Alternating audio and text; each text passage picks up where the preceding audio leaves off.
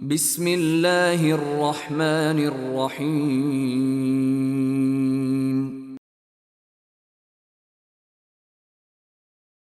ان الحمد للہ نحمده ونستعینه ونستغفره ونؤمن به ونتوکل علیہ ونعوذ باللہ من شرور انفسنا ومن سیئات اعمالنا من يهده الله فهو المهتد ومن يضلل فلن تجد له وليا مرشدا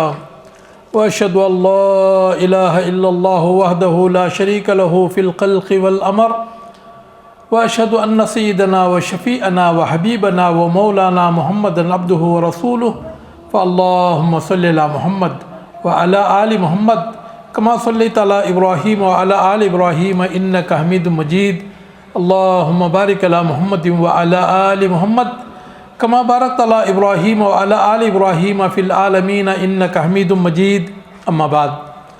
قال الله تبارك وتعالى في القرآن المجيد والفرقان الحميد اعوذ بالله السميع العليم من الشيطان الرجيم بسم الله الرحمن الرحيم شهر رمضان الذي انزل فيه القرآن هدى للناس وبينات من الهدى والفرقان۔ محترم بزرگوں، دوستوں، پیارے بھائیوں، رمضان مبارک کی آمد ہے اور یہ نیکیوں کی بہار کا موسم ہے۔ یہی وہ مہینہ ہے جس کا انتظار ہمارے بزرگ 6 ماہ پہلے سے ہی کیا کرتے تھے، اور وہ دعا کرتے تھے کہ اللہ رب العالمین انہیں رمضان مبارک تک پہنچا دے، اور جب رمضان مبارک گزر جاتا تو پھر 6 مہینے تک وہ اللہ تعالیٰ سے دعائیں مانگتے کہ یا اللہ، جو کچھ ہم نے رمضان میں عبادتیں کی ہیں تو اسے شرف قبولیت عطا فرما۔ امام یحییٰ ابن کثیر رحمۃ اللہ علیہ کے تعلق سے آتا ہے کہ وہ رمضان شروع ہونے سے 6 مہینے پہلے سے ہی اللہ تعالیٰ سے دعائیں مانگتے کہ اللہم سلمنی الی رمضان، یا اللہ تو مجھے رمضان تک زندہ رکھ، وسلم رمضان علی، اور رمضان کو تیرے لیے اور رمضان کو میرے لیے سلامت رکھ، یعنی رمضان میں کوئی گناہ نہ کروں تو ایسی توفیق مجھے عطا فرما۔ وتقبل منی، یا اللہ جو کچھ میری ٹوٹی پھوٹی نیکیاں ہیں اسے شرف قبولیت عطا فرما۔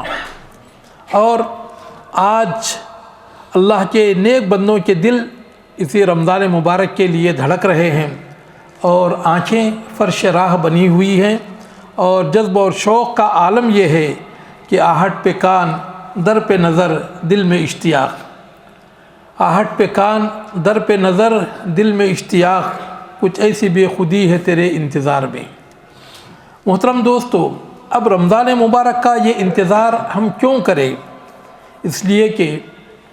رمضان مبارک ہی وہ مقدس مہینہ ہے جس میں کہ قرآن مجید لوح محفوظ سے آسمان دنیا پر نازل کیا گیا، جیسا کہ اللہ تعالیٰ کا فرمان ہے شہر رمضان الذی انزل فیہ القرآن، یعنی رمضان وہ بابرکت مہینہ ہے جس میں کہ قرآن مجید نازل کیا گیا، اور اسی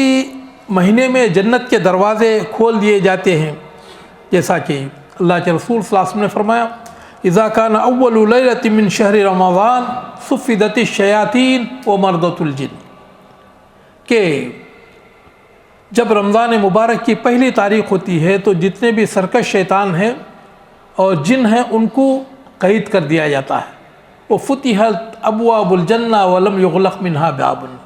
اور جنت کے سارے دروازے کھول دیے جاتے ہیں، ان میں سے کوئی دروازہ بھی بند نہیں کیا جاتا، اور جہنم کے سارے دروازے بند کر دیے جاتے ہیں، ان میں سے کوئی دروازہ بھی کھولا نہیں جاتا۔ اور اسی مہینے میں ہی لیلۃ القدر ہے جس کی عبادت 1000 مہینوں کی عبادت سے بہتر ہے، یعنی اگر کوئی شخص 86 سال 6 مہینے تک اللہ تعالیٰ کی عبادت کرتا رہے، اور کسی ایک آدمی کو اللہ رب العالمین لیلۃ القدر میں عبادت کرنے کی توفیق عطا فرمائے، تو اللہ رب العالمین اس شخص کو جسے لیلۃ القدر ملی ہے 86 سال 6 مہینے سے زیادہ عبادت کرنے کا ثواب عطا فرماتے ہیں۔ اور اس مہینے میں جو شخص ایمان اور اخلاص کے ساتھ روزہ رکھتا ہے تو اللہ رب العالمین اس کے تمام پچھلے گناہوں کی مغفرت فرما دیتے ہیں، جیسا کہ اللہ کے رسول صلی اللہ علیہ وسلم نے فرمایا من صام رمضان ایمانا و احتسابا غفر له ما تقدم من ذنبی، کہ جو شخص رمضان مبارک کے روزے رکھتا ہے ایمان کے ساتھ اور اخلاص کے ساتھ تو اللہ تعالیٰ اس کے پچھلے گناہوں کی مغفرت فرما دیتے ہیں۔ اور یہی ثواب اللہ کے رسول صلی اللہ علیہ وسلم نے رمضان مبارک میں راتوں میں قیام کرنے کا بھی رکھا ہے۔ آپ نے فرمایا کہ من قام رمضان ایمانا و احتسابا غفر له ما تقدم من ذنبی، کہ جو شخص رمضان مبارک کے مہینے میں قیام کرتا ہے، یعنی رات کو اٹھ کر نماز ادا کرتا ہے یا تراویح پڑھتا ہے یا تہجد ادا کرتا ہے تو اللہ تعالیٰ اس کے تمام پچھلے گناہوں کی مغفرت فرما دیتے ہیں۔ اور اس مہینے میں جو عمرہ کرنے والے ہیں تو ان کے متعلق اللہ کے رسول صلی اللہ علیہ وسلم نے فرمایا عمرۃ فی رمضان تعدل حجۃ معی، کہ جو شخص رمضان مبارک میں عمرہ کرتا ہے تو اس شخص کو اللہ رب العالمین میرے ساتھ حج کرنے کا ثواب عطا فرماتے ہیں۔ یعنی عام حج کا بھی نہیں بلکہ اللہ کے رسول صلی اللہ علیہ وسلم کے ساتھ حج کرنے کا جو ثواب ہے تو اللہ رب العالمین اس ماہ مبارک میں جو عمرہ کرتے ہیں تو ان کو یہ ثواب عطا فرماتے ہیں۔ اور میرے محترم دوستو، اب رمضان مبارک کا استقبال ہم کو کس طرح کرنا چاہیے؟ ہمیں اس ماہ مبارک کا اس سے بھی زیادہ خوشی اور مسرت کے ساتھ استقبال کرنا چاہیے جس طرح کہ یہ کسان بارش کے موسم کا استقبال کرتا ہے۔ جس طرح بارش کے موسم کا بارش کا موسم ہر کسان کے لیے خوشی و مسرت کی سوغات لے کر آتا ہے۔ موسم کے آنے سے پہلے ہی وہ اپنے زمین میں ہل چلا کر بیج خرید کر رکھتا ہے اور کھاد ڈالتا ہے، پھر بیج زمین میں بو کر وہ رب کی رحمت سے امید لگائے بیٹھتا ہے کہ بروقت اللہ رب العالمین بارش نازل فرما کر اس کے لیے سال بھر کی ضروریات اور رزق و روٹی کا بندوبست کر دے گا۔ اس دوران وہ کھیتی کی رکھوالی کرتا ہے اور اسے چوپایوں اور جانوروں کے داخلے سے بچاتا ہے، فضول گھاس اور طفیلی پودوں سے اپنے کھیت کو پاک رکھتا ہے اور 4-5 مہینے کی کڑی محنت اور جاں غسل نگرانی کا صلہ اسے بھرپور فصل سے ملتا ہے، جس کی آمدنی سے اس کے گھر میں سال بھر کے لیے خوشیوں کے ڈیرے لگ جاتے ہیں۔ اگر کسی کسان نے بارش کے موسم میں ہل نہیں جوتا، بیج نہیں بویا اور کھاد نہیں ڈالی اور پھر یہ امید لگا کر بیٹھ گیا کہ اس کی کھیتی اسے سال بھر کا غلہ سال بھر کا غلہ اور اناج مل جائے گا، چاہے کس قدر ہی کیوں نہ بارش ہو، نہ تو اس کی کھیتی میں اناج و غلہ اگ سکتا ہے اور نہ ہی اناج کا ایک دانہ اس کے گھر پہنچ سکتا ہے، کیونکہ بارش کے جس کے طبع میں کوئی نہیں خلاف، باغوں میں لالا ہوتا ہے بجن میں خار و خس۔ تو میرے محترم دوستو، بالکل اسی طرح اس رمضان مبارک کے موسم کے آمد پر اگر ہم نے اپنے دل کی کھیتی کو اس لائق نہیں بنایا کہ اس پر رب کی رحمتوں کا نزول ہو سکے، اگر ہم نے خوف و خشیت الہی کا حل اپنے دل کی کھیتی میں نہیں چلایا اور اس میں توبہ کی کھاد نہیں ڈالی، اعمال صالحہ کا بیج نہیں بویا، شرک، نفاق، ریاکاری کے دھتوروں سے اپنے دل کی حفاظت نہیں کی، تو پھر رمضان مبارک کی ساری رحمتیں، مغفرتیں چاہے کس قدر ہی ٹوٹ کر برسیں، لیکن ہمارے دل کی کھیتی اجڑی اور ہمارے روح کی نگری ویران ہی رہے گی۔ میرے محترم دوستو، اس لیے کہ دل ہی وہ گنجینہ گرا مایا ہے جس پر کہ انسان کی جسمانی اور روحانی زندگی کا دار و مدار ہے، جیسا کہ اللہ کے رسول صلی اللہ علیہ وسلم نے فرمایا الا ان فی الجسد لمضغۃ اذا صلح صلح الجسد کلہ واذا فسدت فسدت الجسد کلہ،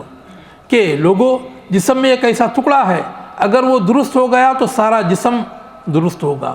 اگر وہ خراب ہو گیا تو سارے جسم کا نظام وہ خراب ہو جائے گا۔ میرے محترم دوستو، صرف کھانے پینے سے رک جانا، نماز میں جھکنا اٹھنا، صرف قربانی، صدقہ اور حج کرنا ہی باعث ثواب نہیں ہے۔ اگر دل میں اخلاص نہیں، اگر تقویٰ نہیں، تو یہ ساری کی ساری عبادتیں محض دکھاوا ہیں۔ اس لیے کہ اللہ تعالیٰ فرماتا ہے لن ینال اللہ لحومها ولا دماؤها ولکن ینالہ التقوی منکم، کہ لوگوں، اللہ تعالیٰ کو تمہاری قربانیوں کا گوشت اور خون نہیں پہنچتا، بلکہ تمہارے دلوں کا تقوی پہنچتا ہے۔ اور میرے محترم دوستو، تقوی ہی ہر عبادت کی انتہا ہے، جیسا کہ اللہ کے رسول صلی اللہ علیہ وسلم نے فرمایا ان اللہ لا ينظر الى صورکم ولا الى اجسامکم ولکن ينظر الى قلوبکم واعمالکم، کہ اللہ رب العالمین تمہاری صورتوں اور شکلوں کو نہیں دیکھتا، بلکہ اللہ رب العالمین تمہارے دلوں کو اور تمہارے اعمال کو دیکھتا ہے۔ تو میرے محترم دوستو، اپنے دل میں تقویٰ پیدا کریں، اور رمضان مبارک کے جو روزوں کی جو غرض و غایت ہے وہ یہی ہے کہ لعلکم تتقون، تاکہ تم متقی اور پرہیزگار بن جاؤ۔ میرے محترم دوستو، اس لیے ہمارے لیے ضروری ہے کہ ہم اپنے دلوں کو شرک سے، نفاق سے اور ریاکاری سے، حرص سے، حسد سے، تکبر اور غرور سے اور ان جیسی تمام روحانی گندگیوں سے اپنے دل کو صاف کر لیں۔ اور میرے محترم دوستو، رمضان مبارک کی آمد پر میں آپ کو ایک نصیحت اور بھی کروں گا، وہ یہ ہے کہ آپ حلال کا اہتمام کریں، کیونکہ اگر آدمی حرام کھاتا ہے تو اس کی اللہ تعالیٰ کوئی عبادت قبول نہیں کرتا، کوئی نماز، روزے، کوئی عبادت اللہ تعالیٰ اس کی قبول نہیں کرتا، اور اس کا یہ سارے کا سارا جو عمل ہے وہ بیکار جائے گا۔ اللہ کے رسول جناب محمد رسول اللہ صلی اللہ علیہ وسلم نے فرمایا کہ ان اللہ طیب ولا یقبل الا طیبا، کہ اللہ رب العالمین پاک ہے اور پاک ہی چیز کو پسند کرتا ہے، حتیٰ کہ یہ کافر کی دعا بھی اللہ تعالیٰ قبول کرتا ہے۔ لیکن اگر کوئی حرام کھانے والا مسلمان ہے، اگر وہ دعا بھی کرے تو دعا بھی اس کی قبول نہیں ہوگی۔ جب دعا ہی قبول نہیں ہوگی تو پھر میرے محترم دوستو، نماز و روزہ کہاں سے قبول ہوگی؟ تو ضروری ہے کہ ہم سب سے پہلے یہ دیکھیں کہ ہم کیا کھا رہے ہیں، کیا وہ حلال ہے، اور اپنے بچوں کو کیا کھلا رہے ہیں۔ اور ساتھ ہی ساتھ رمضان مبارک شروع ہونے سے پہلے ہم سچی توبہ کریں، کیونکہ اللہ تعالیٰ فرماتا ہے یا ایھا الذین آمنوا توبوا الی اللہ توبۃ نصوحا، اے ایمان والو اللہ تعالیٰ کی جناب میں سچی توبہ کرو۔ اور حقیقت یہ ہے کہ اللہ رب العالمین توبہ قبول کرتا ہے اور گناہوں کو بخشتا ہے، اور جب کوئی بندہ توبہ کرتا ہے تو اللہ رب العالمین کو سب سے زیادہ خوشی ہوتی، سب سے زیادہ خوشی، اور اتنی خوشی کہ اسے الفاظ میں نہیں بیان کیا جا سکتا۔ تو میرے محترم دوستو، اللہ رب العالمین فرماتا ہے، حدیث قدسی کے الفاظ ہے یا عبدی لو بلغت ذنوبک عنان السماء ثم استغفرتنی لغفرت لک ولا ابالی، میرے بندے اگر تیرے گناہ اس قدر زیادہ ہو جائیں کہ زمین بھر کر آسمان تک پہنچ جائے، آسمان کی اونچائی کتنی ہے وہ تو اللہ تعالیٰ ہی بہتر جانتا، یعنی وہاں تک بھی پہنچ جائے، ثم استغفرتنی، اگر تو دونوں ہاتھ اٹھا کر ڈھیلے ہونٹوں کے ساتھ، بھیگی آنکھوں کے ساتھ اگر مجھے پکارتا ہے، لغفرت لک، میں تیرے سارے گناہوں کو بخش دوں گا، ولا ابالی، مجھے کسی کی کوئی پرواہ نہیں ہوگی۔ تو میرے محترم دوستو، ہمارے لیے ضروری ہے کہ ہم رمضان کے ابتدا میں سچی توبہ کریں، اور اپنے جو بھی گزشتہ گناہ ہیں تو اللہ رب العالمین سے سچی توبہ کریں اور اللہ تعالیٰ سے معافی مانگ لیں۔ ہمارے جو اسلاف تھے، جو ہمارے بزرگ تھے، تو وہ رمضان مبارک کے ایک ایک لمحے کو غنیمت جانتے تھے۔ تاجر حضرات اس مہینے میں غریبوں، مسکینوں، یتیموں، بیواؤں پر اپنی دولت کے دہانے کھول دیا کرتے تھے۔ اور امام زہری رحمۃ اللہ علیہ کے تعلق سے آتا ہے کہ وہ رمضان مبارک میں تعلیم و تعلم کی مجلس برخاست کر دیتے، پڑھنے پڑھانے کا جتنا بھی کام ہے چھوڑ دیتے اور فرماتے انما ہوا شیئان القرآن و صدقہ، کہ اس رمضان میں کرنے کے دو ہی کام ہیں، ایک تو یہ ہے کہ قرآن مجید کی تلاوت کرنا اور صدقہ و خیرات کرنا۔ امام مالک، امام سفیان ثوری علم حدیث پڑھنا پڑھانا چھوڑ دیتے اور قرآن مجید کی تلاوت میں لگ جاتے۔ اور میرے محترم دوستو، ساتھ ہی ساتھ اس میں صدقہ و خیرات کی بھی بڑی فضیلت ہے، اور ہمارے آقا جناب محمد رسول اللہ صلی اللہ علیہ وسلم کے متعلق حضرت عبداللہ ابن عباس رضی اللہ تعالیٰ عنہ فرماتے ہیں کان النبی صلی اللہ علیہ وسلم اجود الناس، کہ اللہ کے رسول صلی اللہ علیہ وسلم تمام انسانوں میں سب سے زیادہ خیرات کرنے والے تھے۔ وہ کان اجود ما یکون فی رمضان، اور رمضان مبارک میں آپ کی خیر خیرات کا عالم ہی کچھ اور ہو جاتا۔ تو میرے محترم دوستو، جو ہمارے اسلاف تھے وہ رمضان مبارک میں غریبوں، مسکینوں، یتیموں، بیواؤں کی خبر گیری کرتے تھے اور ان کے پاس اتنا پیسہ جمع کر دیتے کہ وہ سال بھر بغیر کسی مشقت کے پورا سال گزار لیتے۔ امام داؤد طائی رحمۃ اللہ علیہ کہا کرتے تھے کہ میں اپنے 10 احباب کو بلاؤں اور وہ جو کھانا چاہتے ہیں وہ کھانا کھلاؤں، تو یہ عمل میرے لیے اس سے بہتر ہے کہ میں حضرت اسماعیل علیہ السلام کی اولاد میں سے 10 غلاموں کو آزاد کروں۔ اور حضرت عبداللہ ابن عمر رضی اللہ تعالیٰ عنہما کے تعلق سے آتا ہے کہ وہ صرف یتیموں مسکینوں کے ساتھ ہی افطار کرتے تھے، غریب لوگوں کو بلاتے اور ان کے ساتھ افطار کرتے۔ ایک دن ان کے گھر والوں نے غریبوں مسکینوں کو بہت زیادہ دے دیا، کہا کہ جاؤ یہ لے کر جاؤ اور اپنے بیوی بچوں میں جا کر آرام سے تم کھا لو۔ اور دیکھا حضرت عبداللہ ابن عمر نے کہ کوئی مسکین آیا ہی نہیں، تو ان کے بچوں نے کہا کہ ابا جان ہم نے تو ان کو اتنا دے دیا ہے کہ وہ پورے گھر والے آرام سے جا کر کھا سکتے۔ تو آپ ناراض ہو گئے، کہا کہ نہیں، میری عادت ہے کہ میں غریبوں مسکینوں کے ساتھ روزہ افطار کرتا ہوں۔ تو چنانچہ آپ نے صرف پانی پی لیا اور پھر آپ نے گھر کے جو دسترخوان ہے تو اس سے آپ نے افطاری نہیں کیا۔ میرے محترم دوستو، آج ہمارا عالم کیا ہے کہ آج ہمارے لیے رمضان ایک نت نئے پکوانوں اور لذیذ کھانوں کا موسم ہوتا ہے، اور وہ اس مہینے میں کھانے پینے کے سامان اتنا زیادہ خریدتے ہیں کہ جو 3-4 مہینوں کے لیے کافی ہو جاتا ہے، اور لوگوں نے یہ سمجھ رکھا ہے کہ یہ رمضان کھانے پینے کا موسم ہے۔ اور خواتین اپنا سارا دن ان کے لیے لذیذ کھانے پکانے میں لگا دیتی ہیں، اور یہ اللہ اکبر کی صدا سنتے ہی، جو ہی مغرب کا وقت ہوتا ہے، مغرب کی اذان سنتے ہی کھانوں پر ٹوٹ پڑتے ہیں اور ساری رات کھاتے پیتے گزار دیتے ہیں۔ اور رمضان کے روزوں کی برکت سے ان کا عالم یہ ہوتا ہے کہ بہت سارے ایسے لوگ ہوتے ہیں رمضان مبارک میں اور موٹے ہو جاتے، بجائے ان کا جسم اور ان کا وزن کچھ کم ہونے کے اور زیادہ ہو جاتا ہے۔ اور کچھ لوگ تو میں نے خود دیکھا ہے کہ افطار میں اتنا کھاتے ہیں کہ اس کے بعد جب مغرب کی نماز ادا کرتے ہیں تو ناک سے کھانا آتا ہے، یعنی اتنا زیادہ۔ میرے محترم دوستو، اور ہمارے لیے اور عموماً دیکھا جاتا ہے کہ اکثر رمضان مبارک میں بازاروں کی رونق 10 گنا بڑھ جاتی ہے۔ نماز عشاء کے فوراً بعد لوگ افطار کر کے بازار میں گھومنے پھرنے کے لیے نکلتے ہیں، اور بالخصوص عورتیں شاپنگ کے نام پر بن ٹھن کر وہ عبادتیں چھوڑ کر اب نکلتی ہیں، اور رات کے 12-1 بجے تک کا مٹر گشت کرتے ہوئے آخری رات میں آتے ہیں اور پھر سحری کر کے سو جاتی ہیں۔ میرے محترم دوستو، افسوس یہ ہے کہ رمضان مبارک جو کہ عبادت کا، اطاعت کا، تلاوت قرآن کا، تہجد گزاری کا، ایثار و قربانی کا مہینہ تھا، لیکن ہم نے اسے کیا سے کیا بنا ڈالا۔ میرے محترم دوستو، اور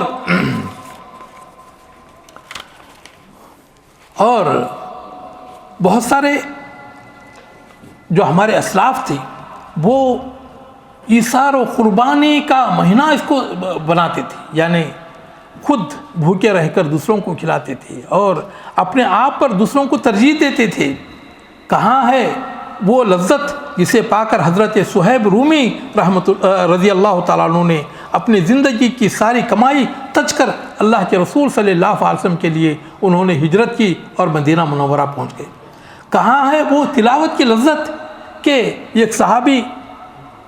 قرآن مجید نماز میں قرآن مجید پڑھ رہے ہیں، دشمن گھات لگا کر ان کے اوپر تیر پھینکتا ہے،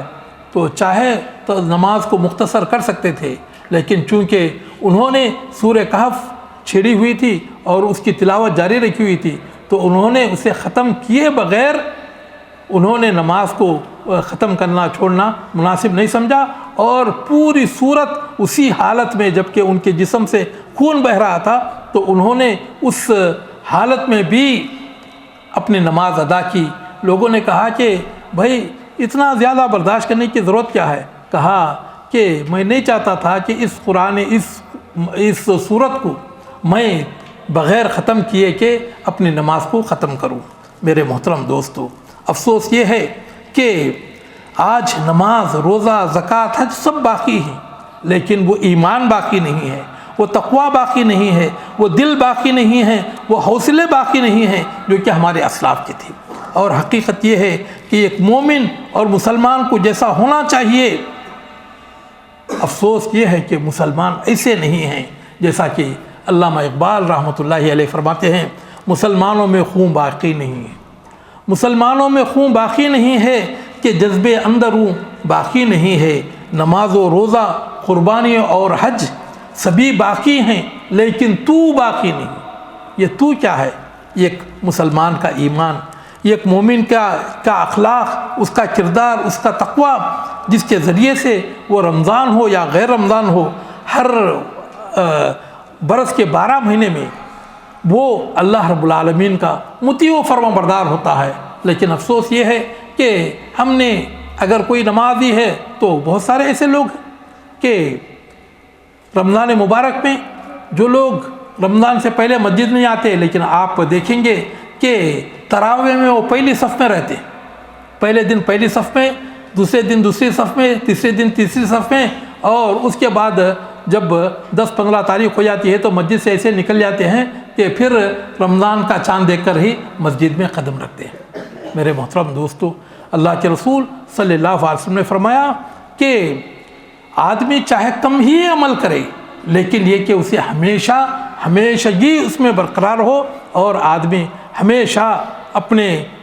جو بھی نیک کام ہیں تو اس پر قائم رہے اور نمازوں کی پابندی کرے۔ میرے محترم دوستو، اگر ہم نے یہ کیا اور ایسا کرتے ہوئے ہم نے رمضان مبارک کا استقبال کیا تو انشاءاللہ رمضان کی عبادت، رمضان کی ریاضت اور روزے اور یہ صدقہ و خیرات اور زکوٰۃ، یہ سارے کے سارے ہمیں کچھ فائدہ پہنچا سکتے ہیں۔ اگر یہ چیز نہیں ہے تو میرے محترم دوستو، اگر ہمارے دلوں میں تقویٰ باقی نہیں ہے تو یہ ساری کی ساری چیزیں بس دکھاوا ہی ہیں۔ اللہ رب العالمین سے دعا ہے کہ اللہ رب العالمین مجھ کو اور آپ کو اور تمام مسلمانوں کو اپنے دل کے تقوی سے رمضان مبارک کا استقبال کرنے کی اللہ تعالیٰ توفیق عطا فرمائے۔ اللہ تعالیٰ ہمیں اخلاص کی توفیق عطا فرمائے۔ اللہ تعالیٰ ریاکاری سے ہر مسلمان کو محفوظ و معمون رکھے۔ اقول قولی ھذا واستغفر اللہ لی ولکم ولسائر المسلمین من کل ذنب فاستغفروہ انہ هو الغفور الرحیم۔